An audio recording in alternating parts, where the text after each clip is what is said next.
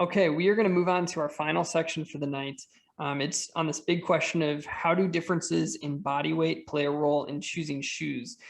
This topic was inspired by one of our followers, Jonathan Castano, and he asked this question. Hi, was wondering what the best recovery / easy long day shoes would be for a 100-kilogram guy. Saw the review of the Bondi X and sounds pretty good. Wondering if something else would be better. Thank you in advance for any help.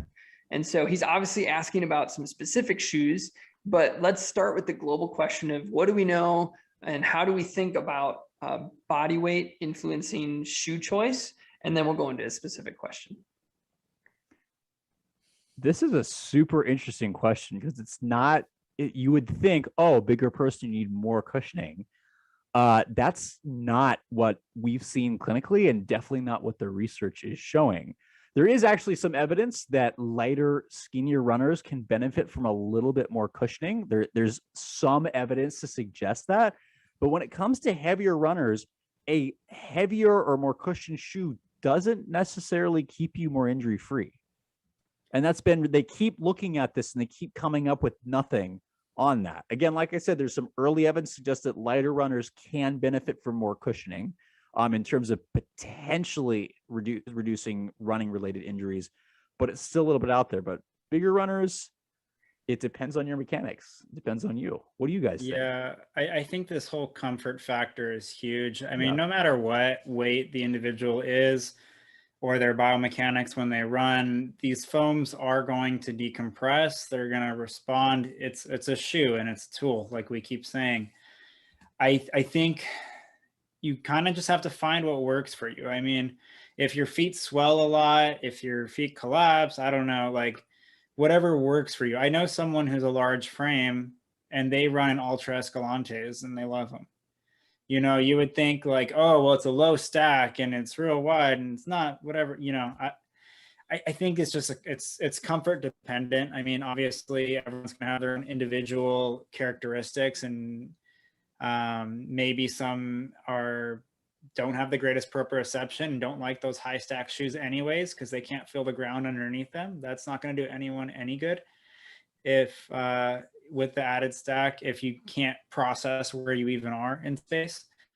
So I just think no matter what, the foam's going to decompress, the shoe's going to get loaded, and it's going to respond in a manner of the forces you put into it.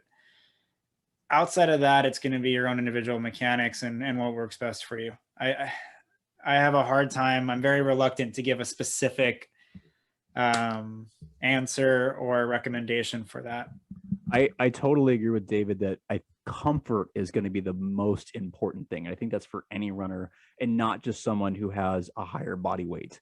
I've had the same thing, and this is totally anecdotal, but I've definitely had those larger frame runners who are as big, if not bigger, than the individual that's sending us this question. And they love, the only shoes they like is running in, Vibram 5 fingers, and they are not having any injuries. They're still coming to check with me. And I'm like, you're running how many miles a week in that shoe? And they're doing fine. And there's other runners who will be like, I can't run in anything but the Bondi, and that's what I can handle. So because of that, we don't really have any evidence thus far to suggest body weight really telling us what shoe you should wear. Because again, like we keep saying, it's one factor among many other things that will determine whether a shoe is going to work for you. So our suggestion would be, hey, if you can get to a local running store and try some stuff on based on your foot shape, based on what you think you might feel is comfortable. And that might also be a journey for you to learn what you find is comfortable. And that's part of being a runner, and that can also change over time. So I don't know.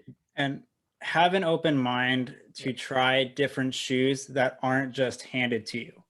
Because a lot of times you'll go into a local running store, and I'm not saying all running stores do this, but they'll say, you have a flat feet, you need a stability shoe. Let me grab you the Keanu, let me grab you the Adrenaline. And they just go and they grab these boxes. And yes, you're trying different shoes, but you're only trying one category or whatever they feel just based on you coming in. And so if you want a larger variety, just be open about that and say like, what about that one? I wouldn't mind trying that and just seeing, I mean, obviously you're a paying customer and you want to see what you like. And so I think sometimes people fall to the options that are just given to them. They say, okay, we'll make it easy for you. Here's 3 or 4 things that work for most people, and you might not be most people. So my solution to that was, when I was younger, I just started working in a running store so I could spend hours trying shoes on. And so I still didn't figure out what I liked. So I started this website. Yeah, and I know people too. Sorry, just to go back to it, I know people that have larger frames. Some of them are bodybuilders or just larger runners, and they run in racing flats, like cross-country racing flats. That's why I grabbed the RC2. Not that this is a cross-country flat per se, but I know someone that's large frame. They run in Nike Streak LTs, and they've done a marathon in those, and they're fine. That is impressive. I would not do that, at least not anymore. But yeah, I mean, and it's not for everyone, but you find what works, and you go from there. And like we said, this is anecdotal, right? So every person could be different. Just because we're talking about a couple patient scenarios or individual scenarios does not mean that's going to work for you if you have a larger frame, or even if you have a smaller frame, or even if you have a medium frame. It's just saying, we know that there's no solid evidence suggesting that, oh, this body weight needs to go in this shoe when it comes to running. I think I have another piece of considering this topic. I have a coworker who I think is brilliant, and he's been kind of a foot specialist for the last like 25 years. And one of the things that he wonders all the time is, why don't shoe companies change their type of midsole for different weighted people? And the reason he asks that question, and I have something else to add to that too, is the reason he asks that question is again, here's some anecdotal stuff, is he often sees more asymmetrical wear patterns in his heavier runners than he does in his kind of more average weight runners, because of the deformation of the foam more quickly over time. And so if you think about the trend in the current running shoe industry, you're getting all of these lightweight foams that are getting higher stacked and have more capacity to compress. And so I think something to consider for, and this, again, this is again all anecdotal, but you guys have talked about people who you've had who are heavier runners who prefer less stack underneath their foot. And that could be a potential part of it, where they're not experiencing asymmetrical wear of the shoe more quickly, and the durability lasts longer because there's less to just compress through, and then the shoe is different than it was designed for because you're compressing it so quickly. And so I think something to consider is that, and I can't say who, but we actually had a meeting with the company last week, and when they are designing a certain sect of their running shoes, they actually try to find heavier runners to test them, because as we've talked about, for people with plantar fascia, a predisposing factor is being heavier. And so this company is wise in testing shoes and looking at their wear in their wear testing in the population that they think the shoe is designed for. And so I wish I could say more about that, because I think it could be helpful for consumers thinking about, oh, who has this been tested in, not meaning like research study tested, but wear tested in. Just for the listeners, again, when we're referring to wear test, it means that most shoes, when they're in the prototype phase, are only made in a certain size, and they're made in the size that's cheapest, right? Which is typically a men's size 9, or correct me if I'm wrong, a women's size 8. So because every time you change the size, it's an insane amount of money. A company wants to make sure that they can test it in that one size and make all the changes there, then expand it out. And they do that because it's so expensive. So most time, like I said, men's size 9, women's size 8, which is why I cry all the time, because I'm size 10 and Nathan is size 9 and David can fit into size 9. So I'm sitting over here going, no one loves me.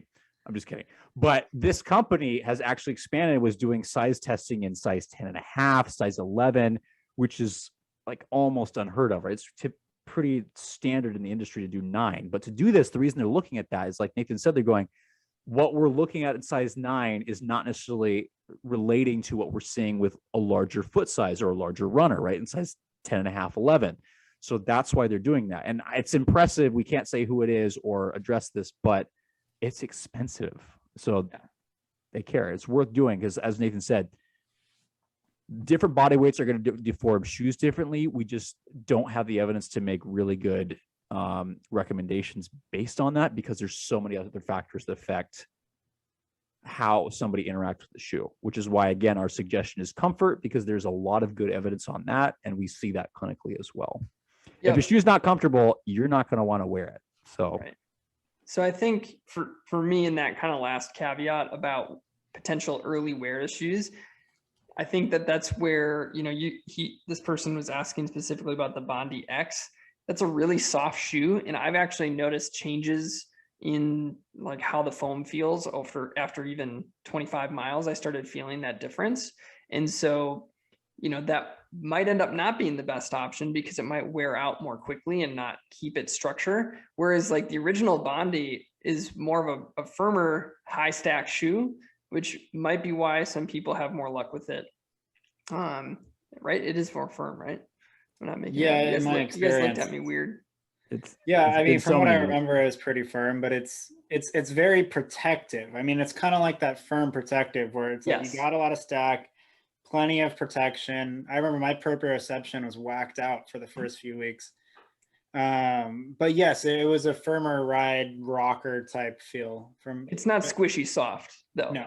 Yeah. So, you know, that might be something worth considering, is finding a shoe, trying out the variety with comfort. Maybe if you're more strapped for cash in terms of buying shoes, you try to think about durability as a reason where if two shoes feel the same and one shoe has the potential for higher durability, you might want to go that route. And that could be something that is lower stack or that is a little bit firmer, just because those structures, those cell structures are likely a little bit stronger. So that'd be my only other consideration for this person.